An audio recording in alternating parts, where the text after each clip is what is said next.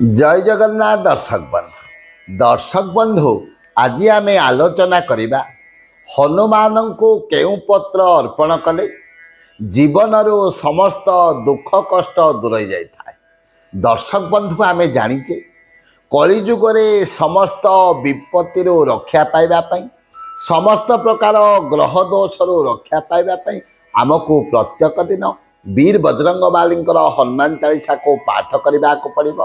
आउ जो माने प्रत्येक दिन 3 थर वीर बजरंग बालींकर हनुमान चालीसा को पाठ करती शनिवार एवं मंगलवार दिन वीर बजरंग बालींकर मंदिर को जाती वीर बजरंग बाली को किछि लड्डू भोग लगाती बेलपत्र अर्पण करती पानपत्र अर्पण करती सेमानंकर जीवन रे आसवाक समस्त प्रकार विपत्ति संकट दूरे जाए।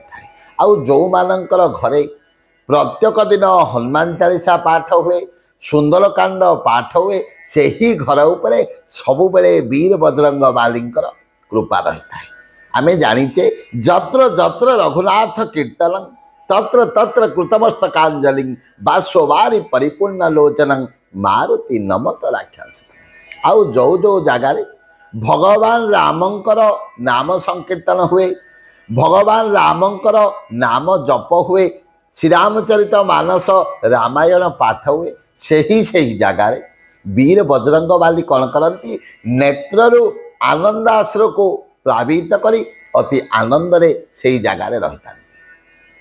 त्रेतया जुगरे जेतेबेले रावण कबल शनि को रक्षा करते किए ना वीर बजरंग बाली से ही समय रे शनिदेव कही जे जो माने जो जुगरे आपणकर भक्त हेबे से मानकर मो कौनसी अनिष्ट करेबे ना। तेणु से ही दिन ठारू जो मानकर शनिंकर खराब रही शनिंकर कोप दृष्टि रही जो मानक उपरे से माने जदि वीर बजरंग बाली को पूजा करेंगे एवं शनिवार मंगलवार दिन 108टी अश्वस्थ पत्र को नहीं से ही अश्वस्थ पत्र उपरे लाल रंगर सिंदूर रे श्री राम लिखि वीर बजरंग बाली को अर्पण करेंगे से मानकर जीवन रे आसवाक समस्त प्रकार कष्ट दुख संकट विपत्ति दूर हो। आमे कौन करुचे सोमवार दिन शंकर भगवान को बेलपत्र अर्पण करुचे बुधवार दिन गणेश भगवान को दुबर माला जदि अर्पण करवा जीवन रो कष्ट दूर होता है संकट दूर होता है। एवं शनिवार और मंगलवार दिन जदि 108टी अश्वस्थ पत्र उपरे लाल रंगर सिंदूर रे श्रीराम लिखि वीर बजरंग बाली को अर्पण करेंगे देखिए जीवन रो समस्त प्रकार दुख कष्ट क्लेश संकट विपत्ति दूर हेबो एवं वीर बजरंग बाली कृपा सबुबले आपण मानक उपरे रहिबो। जय जय जगन्नाथ जय जय जगन्नाथ जय जय।